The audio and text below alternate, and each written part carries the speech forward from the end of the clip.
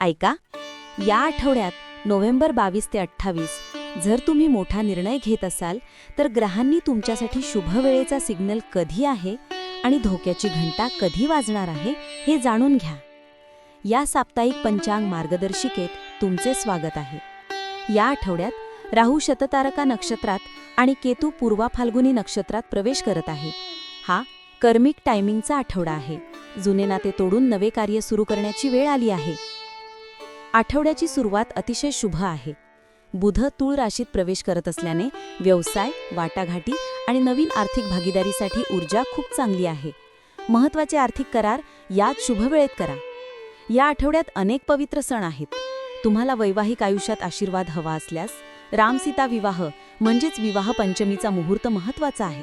तसेच संरक्षणासाठी स्कंदषष्ठी म्हणजेच कार्तिकेय पूजन साजरी करायला विसरू नका. जर तुम्हाला तुमच्या प्रयत्नांना अचूक वेळेची जोड द्यायची असेल तर लगेच सबस्क्राईब करा. आम्ही दर आठवड्याला ही गुप्त माहिती तुमच्यापर्यंत पोहोचवतो. तुमच्या महत्त्वाच्या कामासाठी गृहप्रवेश, विवाह किंवा नवीन वाहन खरेदी या तिन्ही गोष्टींसाठी या आठवड्यात अचूक आणि शक्तिशाली शुभ मुहूर्त आहेत.